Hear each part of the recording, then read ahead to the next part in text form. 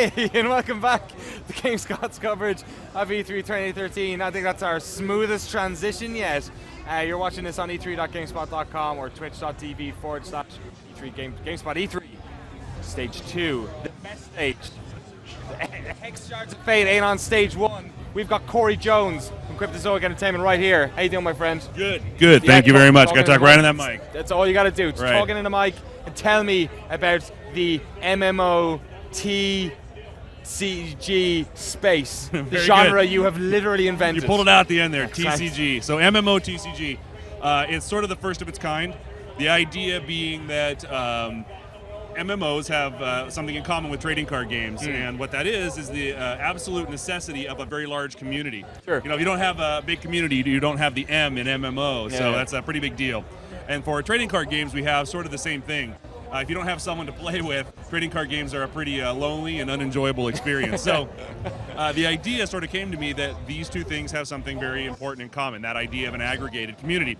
And when you look at it from the perspective of what invention you can layer on top of these two things coming together, it becomes very, very exciting. So it's one of those chocolate and peanut butter adventures, right? Like, you know, separately they're awesome, together they become something even else. Better. Yeah, very different. And, you know, we do, Cryptozoic makes the World of Warcraft trading card game, and that has some of its roots in this whole idea of like an MMO and a TCG meeting. And so this is sort of that natural evolution for us. Let's put context into this. You've obviously been involved in multiple spaces around this area in terms of kind of like making supplementary content for fans. This was a Kickstarter project. You guys had a goal of about $300,000. It's fair to say you met your goal then. Yeah, definitely. So the game had been in development for about 2 years. We were trying to raise money to help us sort of get it over the finish line, to put a lot of extra polish on it. Sure. I felt like Kickstarter was the way to do it. I'm a big fan of Kickstarter. I think it really gives the individual voice an opportunity to create something that is specific and distinct. You know, so much of entertainment development revolves around this consensus thing. Yeah. And Kickstarter is the one place where someone with a great idea can come in and say, no, I want to do it this way, and have people come and say, yeah, I agree with you. That's awesome. Let's make it. And so I felt like this project is very odd. I've shown it to a lot of people. I've talked to a lot of people, and not everyone gets what an MMO TCG is. Well, let's get the gameplay up and start actually fleshing this bad boy out. So, Hex Shards of Fate, just to set up for people, this is a PC game. Yeah, absolutely. It's a PC game. It's free to play. What it actually does is allow you to jump in and have the best learning experience to figure out what a TCG is that's ever been created. You know, one of the goals for us is to, one, give all the tens of millions of TCG players a chance to have a product that lives up to their expectations. Because right now, you know, I'm a hardcore TCG player, a hardcore PC gamer, hardcore MMO player. Right now, there is no product out there that I'm excited about when it comes to playing a TCG online. That's where this product came from. This is the product I want to play. And so the goal for Hex is to make this amazing TCG experience for all the tens of millions of people who love TCGs and who maybe aged out of it. I mean, with a lot of us, we get older, we used to go into card shops to play TCGs. After I put the kids to bed, I'm not driving to a card shop at 9 o'clock at night to go play. And if I did, it's a little awkward because I got a bunch of 15-year-olds in there. It just feels a little odd. Yeah, that's a little weird situation. So we want this great game where you can jump in, play at your own pace, and that's great for the TCG people out there now. But also, I think there are many, many millions of people that would love a TCG. TCGs are inherently fun. They're strategic. They're creative. For me, the backbone of all good game design is creativity. TCGs have that in spades. The idea that I pick which cards I want to put into which deck. What you're seeing here, by the way, you're seeing some of the MMO side. You're seeing some of the cities.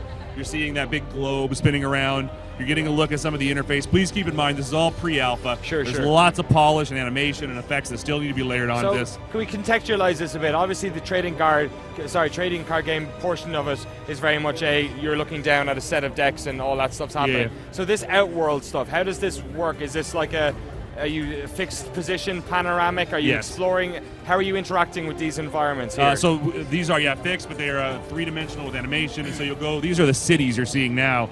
And so the idea is that you'll be going and exploring cities, finding vendors, auction houses.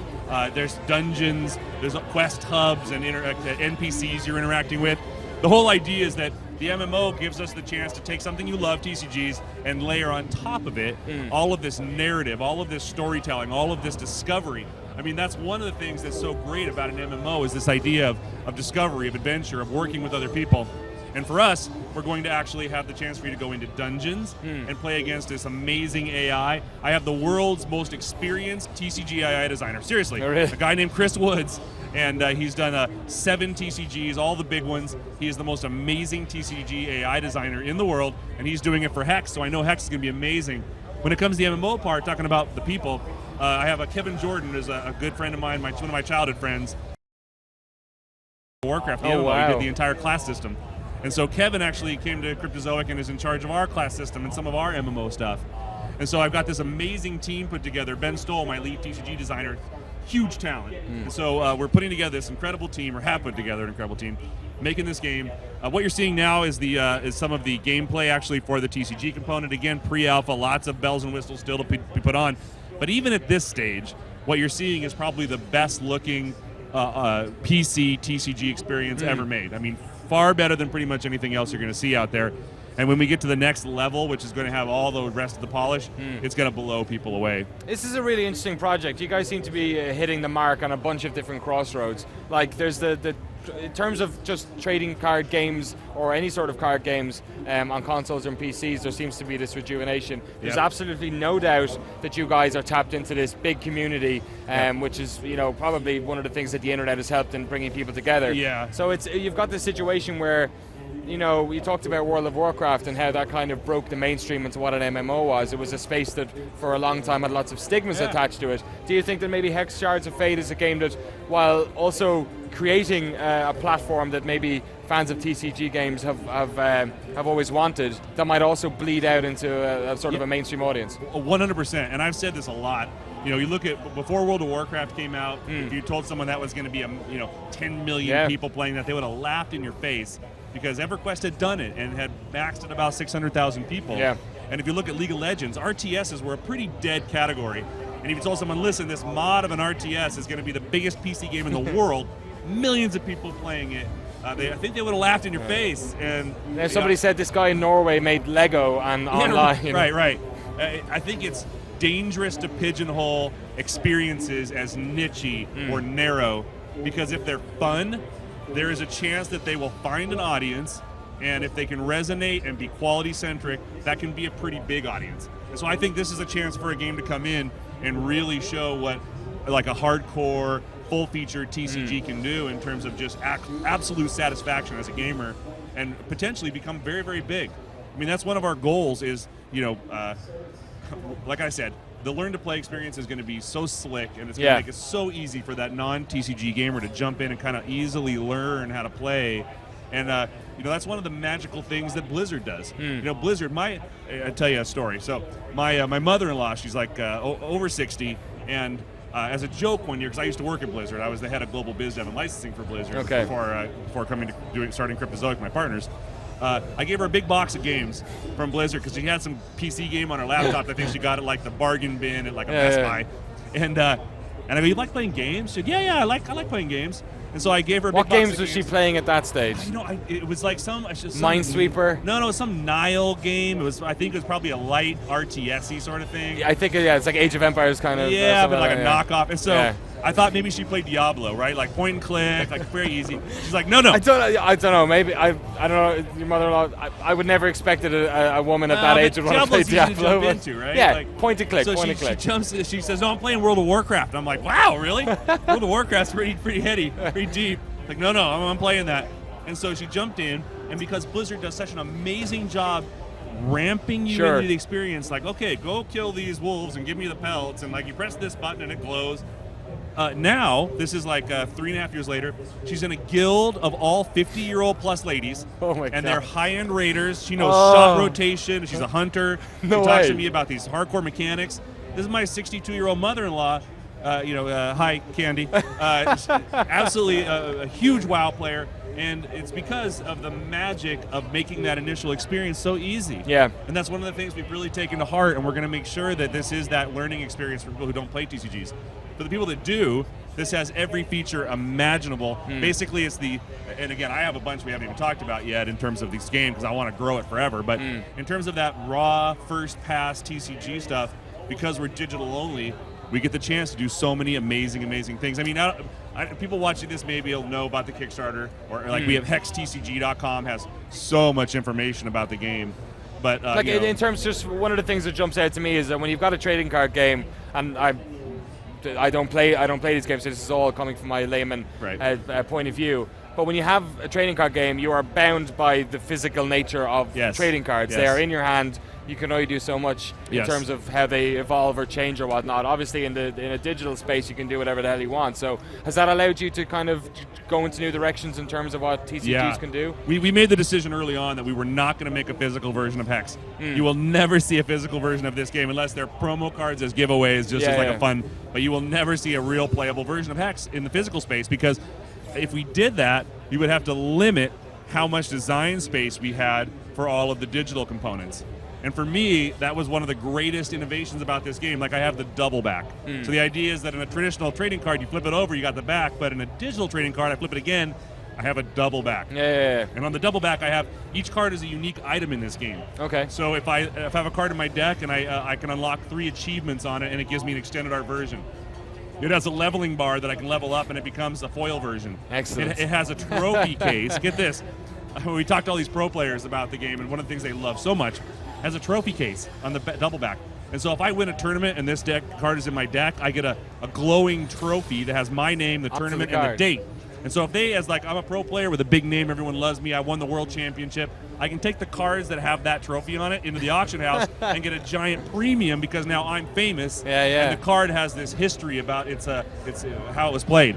And like most of the people we tell that to are like, their jaws hit the floor, because there's so much stuff we're able to do that's never been done. It's crazy. Like the blinds have been pulled back, and the opportunities that no one thought of before. And that's just like like the double back's not a gameplay thing particularly. In gameplay, putting cards in the opponent's deck, or making cards that change in the middle of play, or cards like escalation cards. When I cast it the first time, it does 2 points of damage. That's Rage Fire.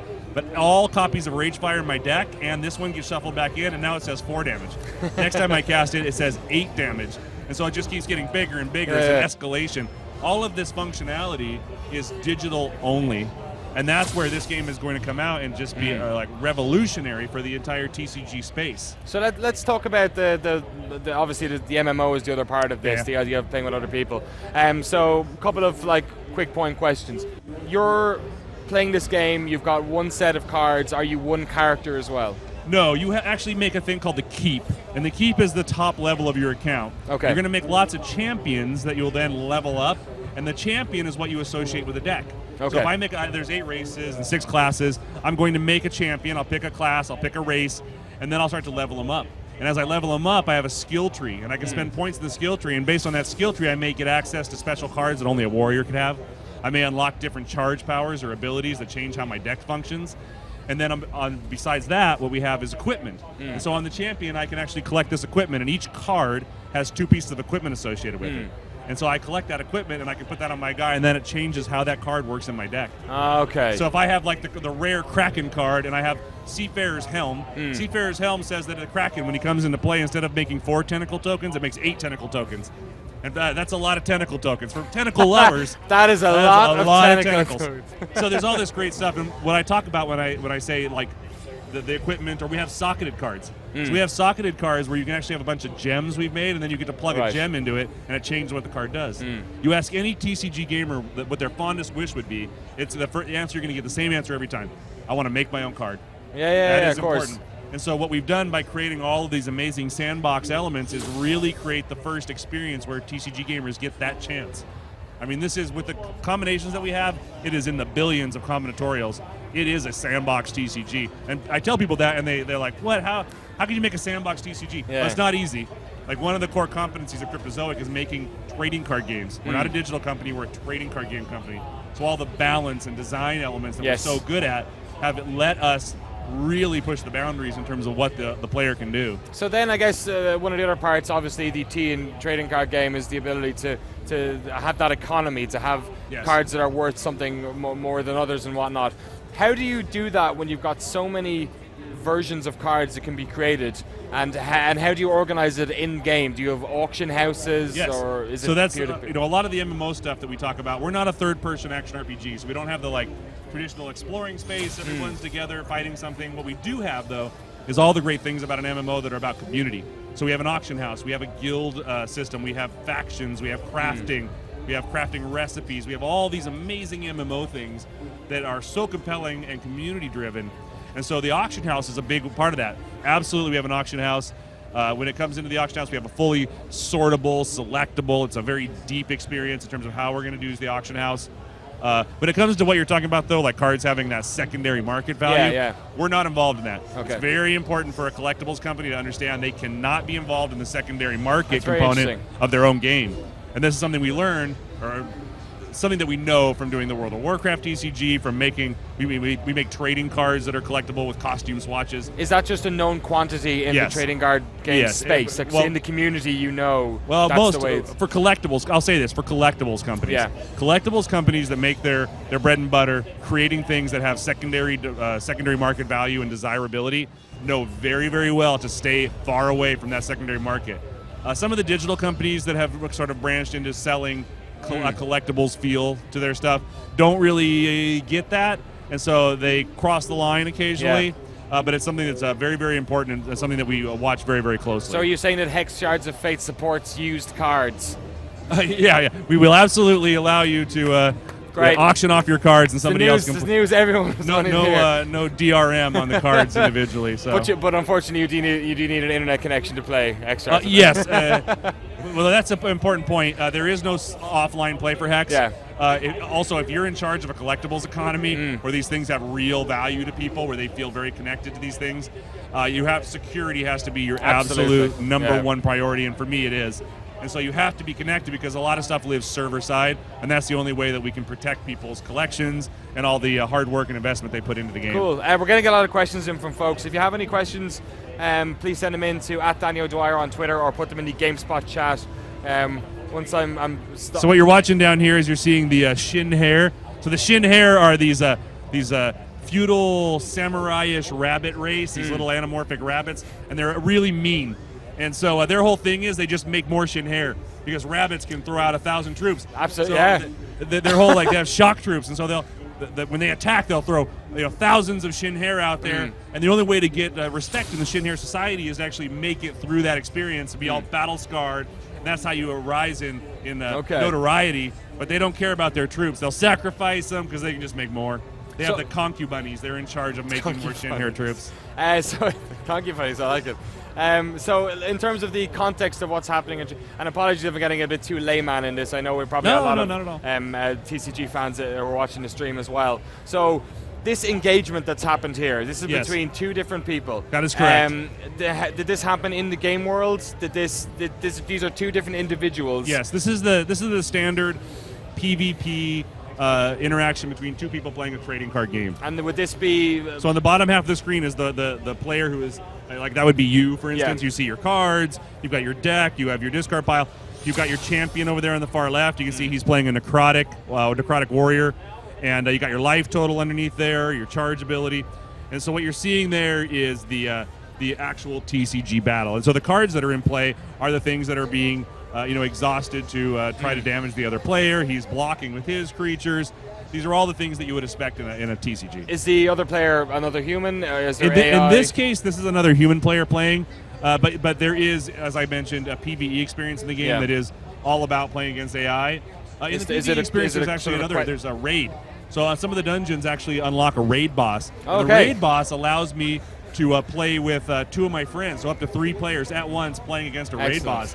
So we make decks that work together. So you can imagine, like, my deck has a lot of healing, my deck has a lot of direct damage, so we build strategies about how the decks work together, but then those strategies also have to know about the raid boss. So if you're fighting a raid boss that's really good at summoning up lots of little guys, then you got to make sure you know what to do to take care of that. Do your friends need to have also gotten to that stage dungeon to the raid? You'll all have to unlock the boss, but once everyone has it unlocked, then you can all jump together and go play, or grab people from your guild and go play a raid. And so that's a big part of the PvE experience. So you were saying about the cards leveling up and whatnot. Is there a big onus on the champions leveling up as well? Yes. So the champions do level up, and it actually unlocks a talent tree, and you get to spend points, and that then changes how he operates. So that's also a really fun part of the game, is figuring out what build of your champion works best for a particular deck, and then also what deck/champion combination works best for a dungeon or for a raid. And then we also have most of the stuff on the PvP side where I'm playing against you in tournaments like draft and our marathon tournaments. That stuff is really just the cards that come out of the packs. They're the PvP cards. All the cards you're collecting on the PvE experience. There's hundreds of PvE exclusive cards that you can unlock and get for free because the game's free to play. All of that stuff is really PvE centric, like the equipment. But we're going to have this Wild West tournament structure for one bracket where you can play with your PvE stuff in the PvP experience. So you're just going to have these crazy bonkers, like out of control decks, and people just having a ton of fun doing that. And the feedback we've got, that people are really excited by that too. So I'm getting a lot of questions in here from people just trying to get some context. Sure. Yes. It's a PC and Mac, and we're actually going to launch on Android and iOS tablets as well. My mic. No problem. I like my Madonna mic though. I want to keep it. Apparently my mic's got. It's going to make it harder to dance when you do our moves, you know. Yeah. When I'm doing my dance moves later on, right. It's just gonna fall. Yeah. Hard to vogue with a mic in your hand, right? Backflips. So it's free to play. You said it's also available on. It's a PC and Mac, and then it's going to be on tablets, and it's going to be on iOS and Android. Okay. That was one of our stretch goals. Now we have to do it. Oh really? Our 15th stretch goal was tablet support. He actually left. There you go. So the mic. It was unlocked. So now we have to do it. We always wanted to do it. We were just able to accelerate the timeline because the Kickstarter was so successful. So is that ever an issue then, in a way, if you've reached your goal and surpassed it so much? Is there ever? We can share one if you'd like. Button. It's fine. I think we're cool now. Yeah. All right. Sorry.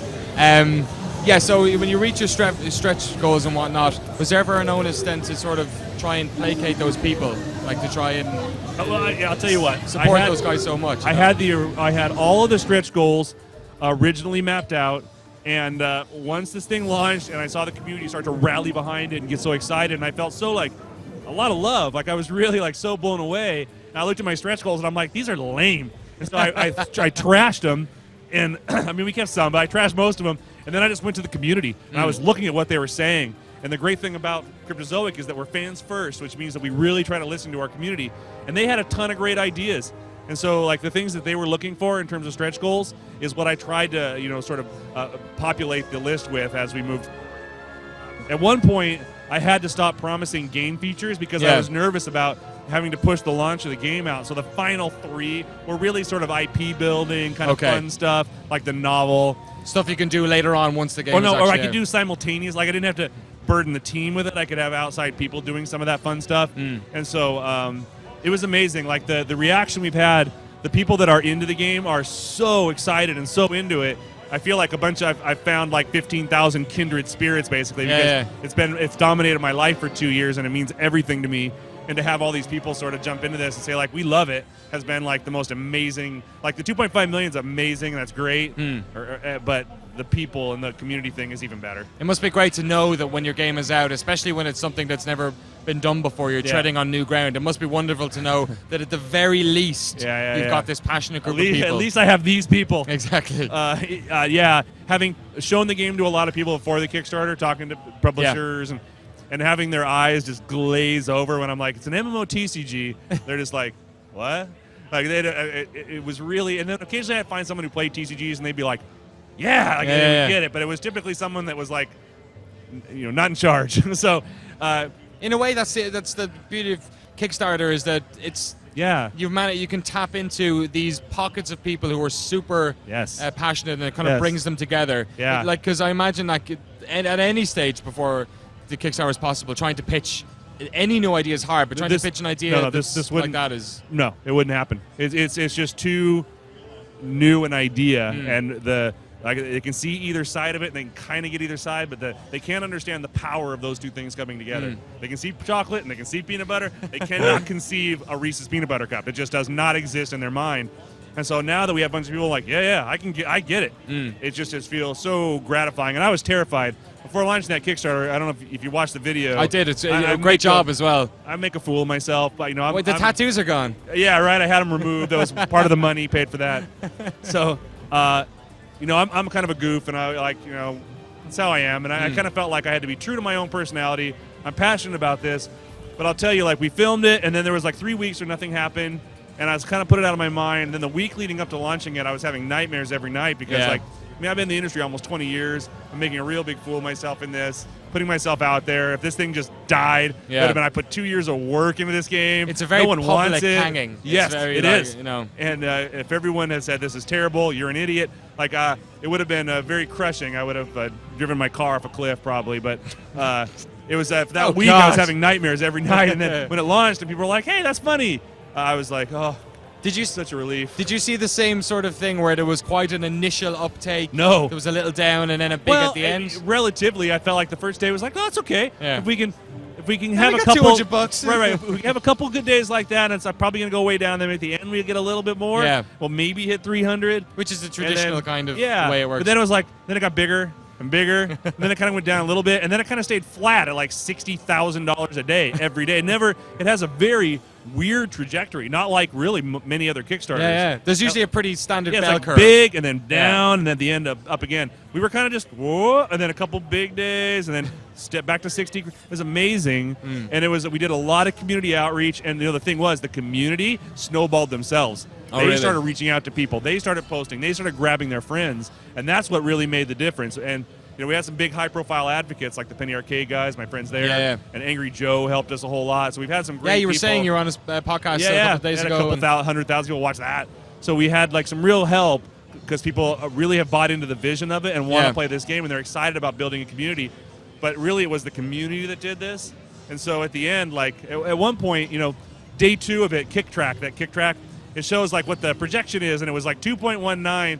And my friend was in my office. He's like, "Whoa, what if?" And I'm like, "Don't even say that. There's no way. That's a pipe dream. That couldn't happen." That was a pretty accurate. That's close. I was like, "That's like kind of voodoo is this?" Like, I couldn't believe it. They knew. So it was mind blowing, and it changes everything. It really does. So for people who obviously weren't involved in the Kickstarter or watching this now or who are interested in it, there's absolutely loads of people, hundreds of comments flying in. Right.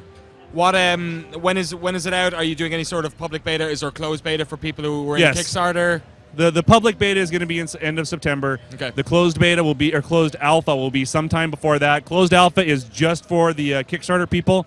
It was something that the community demanded, and I agreed 100%. So we're going to give them a few weeks to play on their own and to lock up some names and some guild names. So a nice perk. That's quite nice. It's it's kind of it's like buying a house and then having the first week of just getting it sorted out, and then I'm going to jump in there and play with a lot of people during that alpha phase. So it'll be a good chance for us to have a ton of fun. And then the open beta in September. And then hopefully shortly after that, we're just going to start knocking it out. My hope is that by the end of the year, before the end of the year, we've got a lot of stuff locked down. We've got the game out there. But, I can't make that promise because this game means everything to me. It's my baby. And the people that I work with making this game feel exactly the same way. Everyone's incredibly invested. We've been crunching for over a year, like people putting tons of time into this game. And I'm not going to put it out until it's perfect because if we do a great job, make a perfectly polished game, I think there's a great chance that this could be a huge success and really fill a need. And that's what I want most of all. Cool. Loads of questions coming in. One here, sure. Dennis Canswell on Twitter. He's asking, in relation to the free-to-play model, so you guys have got, I'm guessing everyone gets a free starter deck? Yes, a free starter deck. What type of in-game purchases then are available from We've kept it real simple. We're not going to nickel-dime you. I'm really, again, I'm not like the business side is not the focus for this. No paywalls, none of the pay-to-win. What this is you buy Platinum. Platinum allows you to buy starter decks and booster packs like you would at in a game store. And then Platinum is actually for the entry fee for some of the tournaments. And we have that because we want to be able to put in nice prizes. Sure. So that actually helps with the prize pool stuff. That's it. Okay. That's it it. Seems pretty cut and Everything dry. else, everything is custom sleeves, unlocking mercenaries, alternative art, all the cool little bells, like a little bells and whistles stuff we're going to put in. We're going to put all that in. We are. But we're going to put that in as things you either unlock in the PvE experience, or they're just going to be given to you for free out of your booster packs or they're going to be little fun things we give to everyone. So there's no need for me to charge you $5 for a special sleeve. I can make that something you unlock by doing something fun in the game or winning a tournament, or it drops. All of our booster packs has a booster pack, and then it has a treasure chest inside of the booster pack. So your booster pack not only is that experience of opening it and seeing what you got there, there's a treasure chest that has a rarity level too. Okay. So a common, uncommon, rare, legendary treasure chest, and the treasure chest is filled up with all kinds of crazy stuff. So another booster pack could even be in there. Special mercenaries or deck sleeves or equipment from the PvE side or PvE cars. We're going to load that up with lots of fun stuff so that people always have sort of a double-tiered experience when they open a pack of cards. And again, this is stuff you can only do because it's digital. In the digital space. It'd be hard to put a treasure chest inside of a TCG booster pack in real life. Got some more questions here. A lot of happy people about the treasure chest stuff as well. How are you going to sort of, I want to talk, because I'm very interested, especially with our audience here at GameSpot, like I'm very interested in the idea of coming at this from a completely new perspective. So I guess you're always going to have new people because this whole concept is very new. Yes. So in terms of teaching people how the general how like even base mechanics of how trading card games work, is that going to be sort of incorporated? Yeah, like I was saying, tutorialize it or have it as part of the initial? No, that's a huge piece of that initial experience. So if you come in and you don't know TCGs, we're going to gently put you into an experience that's a tutorial, an interactive, fully fledged tutorial that runs you through a bunch of encounters, where I'm going to teach you what a resource, I'm going to teach you what a deck is, I'm going to teach you what a card is, then I'm going to show you how resources, here's a hand of cards. Now you're going to want to click on one of these to put a resource into play. When you've done that, it gives you a point. Now the point can be used, and all that's in your deck are wolves and resources, and you're going to learn how to put a wolf into play, and then you're going to learn what it means to attack with the wolf. I'm going to gently guide you through every piece of what it means to play a TCG, what is a TCG, so that I can get those people that may be hardcore TCG players that just don't know it yet. Like my mother-in-law is a hardcore raider, apparently, in online MMOs. Maybe mine could be too. Yeah, probably is. You just haven't given her the chance to learn how to be that hardcore raider. So that's what I want to do for the TCG community. I mean, I've been part of the TCG scene since its inception, and I feel like a little bit of a responsibility to try and help grow it, being where I am. And so this is my chance, really, to drag a bunch of new people into the trading card game world. Awesome! It looks really interesting, Cory. I'll be honest. This is what often happens on our stage here is that we get a sort of a vast array of games here. I saw your Kickstarter last month, and I was kind of piqued my interest. But it's one of these experiences. I remember the first time I saw World of Warcraft, and I kind of thought, you know what? I might give that a go and see what happens. Right. I'm looking forward to playing Shards of Fate. Did you play World of Warcraft? Oh, I never played an MMO, and I played for 3 years. Yeah, it's a fun game. Awesome. So just to wrap it up, can you tell the folks at home when Shards of Fate is out, or when it should be out, and on what platforms again? All right, so Shards of Fate, you can go to www.hextcg.com and learn all about it. I'm sorry, which camera am I looking at? Yeah, this guy right here. All right. So you go to hextcg.com. You can check out all the information. It's going to come out on PC and on Mac. It's going to be on tablets, Android, and iOS. And beta's in September, and hopefully not too far after that. We got the game out. Hope you get a chance to check it out. Awesome. Cory, much appreciate you coming on here. Best of luck with the game. Thank you very much. Very nice chatting with you. We got loads more stuff coming up here on stage 2 of GameSpot's coverage of E3 2013. Loads of stuff. What's on this? Look what's on this crazy thing. We got The Last of Us. No, that was yesterday. God, I'm going crazy. Was that today? Is that today? Last of Us? Scottish guy's going to do The Last of Us. We have Arma 3. We've got Blackguards, Puppeteers. But up next, we have Johnny Keating is going to be on with Borderlands next DLC. And we'll be back in just about 5-10 minutes. Stick around.